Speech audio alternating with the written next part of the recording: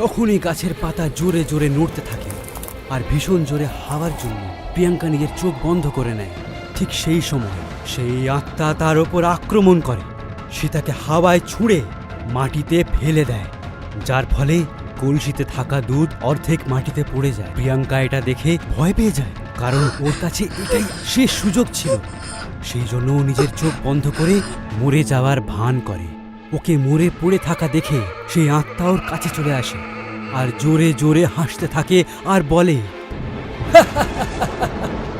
আমাকে মারতে এসেছিলি, এখন দেখ তুই নিজেই মরে গেলি, আমাকে কেউ মারতে পারবে না।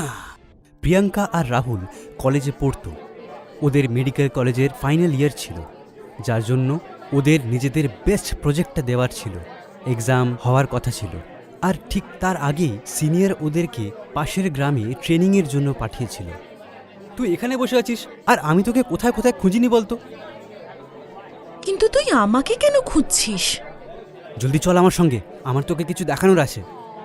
হ্যাঁ, তো তাড়াতাড়ি আমাকে কোথায় নিয়ে যেতে চাইছিস? আরে বল তো ভাই, হয়েছেটা কি? আরে তাড়াতাড়ি চল না।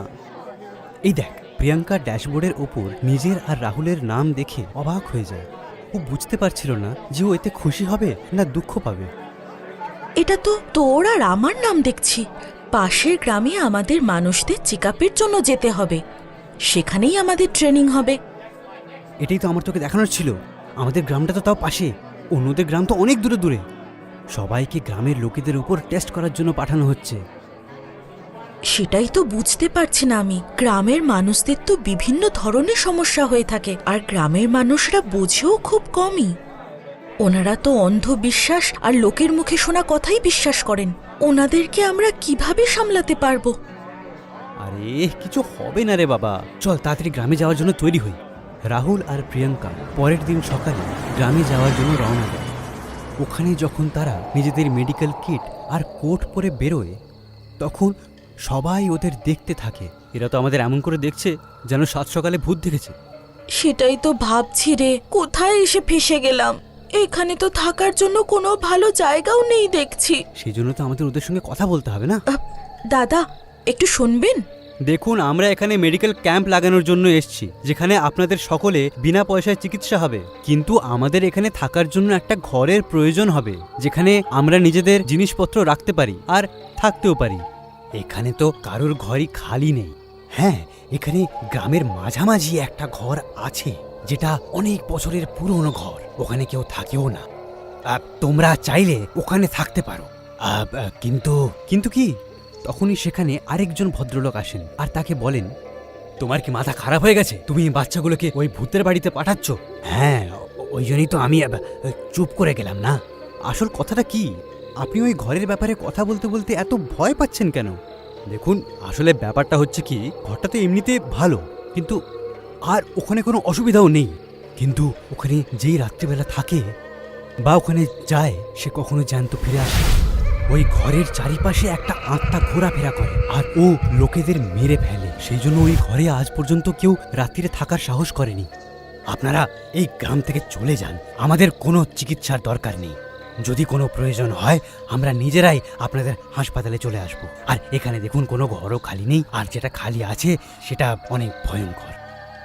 এই সব কিছু ভুলভাল কথা। ভূত টুত বলে কিচ্ছু হয় না। আমরা ওই বাড়িতেই থাকবো আর ওখানেই আমাদের ক্যাম্প হবে। আপনি সবাইকে জানিয়ে দিন যে ওখানেই হেলথ ক্যাম্প হচ্ছে, সবাই যেন চেক আপ করিয়ে নেয়। একজন ব্যক্তি সারা গ্রামবাসীদের ওই হেলথ চেকআপের ব্যাপারে খবর দিয়ে দেয়, আর তারা ওই ঘরের মধ্যে থেকেই সবার চিকিৎসা করতে থাকে। আস্তে আস্তে রাত হতে থাকে আর সবাই নিজেদের ঘরে ফিরে যেতে থাকে। আর সেখানে প্রিয়াঙ্কা আর রাহুল একলা রয়ে যায়। চল, আজকের কাজ তো শেষ, আর এবার আমার অনেক জোরে ঘুম পাচ্ছে। হ্যাঁ, আমারও ক্লান্ত লাগছে। একটা কাজ করা যাক, এগুলো এখন যেমন আছে তেমনই থাক, শুয়ে পড়ি, সকালে দেখব। রাহুল আর প্রিয়াঙ্কা দুজনেই ঘুমিয়ে পড়ে, কিন্তু রাহুল তখনই হঠাৎ আর সেই জন্য সে উঠে বসে পড়ে আর বাইরে বেরিয়ে দেখতে থাকে। আর তখনই ও একটা আত্মা দেখতে পায়। ও সেই আত্মার পেছনে পেছনে হাঁটতে থাকে। একটু দূরে যেতেই সে আত্মাটা হঠাৎ উধাও হয়ে যায়। আরে, ওই আত্মাটা তো এখানেই ছিল। আমার কপালে এটা কি?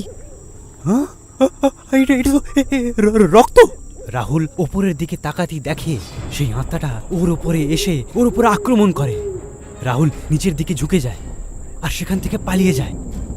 ও শিগগির ওখান থেকে পালিয়ে যায় আর হঠাৎ ও প্রিয়াঙ্কার সঙ্গে ধাক্কা খায় আর তারপর ওকে সব কথা খুলে বলে। তখন প্রিয়াঙ্কা সেই আত্মার রূপ ধারণ করে নেয় আর আস্তে আস্তে ওর সমস্ত রক্ত পান করতে থাকে। সকালে প্রিয়াঙ্কা রাহুলকে দেখতে না পেয়ে ওকে খুঁজতে শুরু করে। তখনই ওর এক লোকের সঙ্গে দেখা হয় যে ওকে সেই আত্মার গল্পটা শোনায়। ওখানে একটা লোক একলা থাকতো। ও মহাদেবের খুব বড় ভক্ত ছিল। গ্রামের প্রধানের মেয়ে তাকে খুব ভালোবাসতো, কিন্তু এই বিষয়ে ওর কোনো মাথা ব্যথা ছিল না। ও শুধুই মহাদেবের আরাধনায় মগ্ন থাকত। একদিন প্রধানের মেয়ে ওর বাড়িতে যায় আর কাঁদতে কাঁদতে বেরিয়ে আসে। ও এসে গ্রামবাসীদের বলে যে ও তার সঙ্গে অসভ্যতামি করার চেষ্টা করেছে। এটা শুনে প্রধান তাকে খুব বাজেভাবে মারে আর এই ঘরে তাকে বন্দি বানিয়ে দেয়। ওর হাত পাও বেঁধে রাখে। ও তিলে তিলে মরে যায়। ওর কিছুদিন পরেই গ্রামবাসীরা জানতে পারে যে প্রধানের মেয়ে ওকে ফাঁসিয়েছিল। ততদিনে ওর আত্মা গ্রামের প্রত্যেকটা মেয়েকে আস্তে আস্তে মারতে থাকে। গ্রামের মেয়েরা বিনা কোনো কারণে মরতে থাকে। তখন এক পুরোহিতকে ডেকে সেই আত্মাকে ওই ঘরের ভেতরে বন্দি করে দেওয়া হয়। তারপর থেকে ওই আত্মা এই বাড়িতে যে কেউ এসে থাকে তাকে মেরে ফেলে। রাহুলকে নিশ্চয়ই ওই আত্মাটাই উধাও করেছে। ওই আত্মাটা বহু বছর ধরে আমাদের গ্রামে ঘোরাফেরা করছে আর কাউকে ওই ঘরে থাকতে দেয় না। ওই আত্মাকে বিনষ্ট কি করে করব? শিবকে উৎসর্গ করা দুধ যদি কোনো অবিবাহিত কন্যা ওর গায়ে ঢেলে দেয় তাহলে ওর শেষ হয়ে যাবে। এটা তো আপনার গ্রামের যে কোনো কুমারী মেয়েই করতে পারতো। আমাদের গ্রাম অভিশপ্ত। এই গ্রামের কোনো মেয়েই ওই আত্মাকে মারতে পারবে না। এখন তোমাকে একে শেষ করতে হবে। তোমার বন্ধুর মৃত্যুর প্রতিশোধ তোমাকেই নিতে হবে। আমি এই কাজ নিশ্চয়ই করব। ওই আত্মাকে বিনষ্ট করেই ছাড়ব। কিন্তু ওই আত্মা তোমাকে এইসব এত সহজে করতে দেবে না। ওই আত্মাকে নিজের কাছে নিয়ে আসার জন্য আমায় ফোন দিয়ে আঁটতে হবে। তবেই আমি ওর উপরে দুধ ঢালতে পারবো আর এই গ্রামকে ওর হাত থেকে মুক্তি দিতে পারবো। পরের রাতে প্রিয়াঙ্কা মন্দিরে মহাদেবের মাথায় জল আর দুধ ঢেলে একটা পাত্রে সেটাকে ভরে নেয় আর ওই আত্মাকে খোঁজার জন্য বেরিয়ে পড়ে। কিছুক্ষণ পরে ও কিছু ভয়ঙ্কর কান্নার আওয়াজ শুনতে পায়। কিন্তু ঠিক যেমন ওই লোকটা বলেছিল যে ওই আত্মা তোমাকে ভয় দেখিয়ে ওই দুধটা ফেলার চেষ্টা করবে, কিন্তু তুমি সাবধান থেকো। তখনই গাছের পাতা জোরে জোরে নড়তে থাকে আর ভীষণ জোরে হাওয়ার জন্য প্রিয়াঙ্কা নিজের চোখ বন্ধ করে নেয়। ঠিক সেই সময় সেই আত্মা তার ওপর আক্রমণ করে। সে তাকে হাওয়ায় ছুঁড়ে মাটিতে ফেলে দেয়, যার ফলে কলসিতে থাকা দুধ অর্ধেক মাটিতে পড়ে যায়। প্রিয়াঙ্কা এটা দেখে ভয় পেয়ে যায়, কারণ ওর কাছে এটাই শেষ সুযোগ ছিল। সেই জন্য ও নিজের চোখ বন্ধ করে মরে যাওয়ার ভান করে। ওকে মরে পড়ে থাকা দেখে সেই আত্মা ওর কাছে চলে আসে আর জোরে জোরে হাসতে থাকে আর বলে, আমাকে মারতে এসেছিলি, এখন দেখ তুই নিজেই মরে গেলি, আমাকে কেউ মারতে পারবে না। আর ও তার উপর যেই না আক্রমণ করতে গেল তখনই প্রিয়াঙ্কা শিগগির ওই কলসিতে থাকা দুধ তার উপর ঢেলে দেয়। জোরে জোরে চিৎকার এবং কাঁদতে শুরু করে।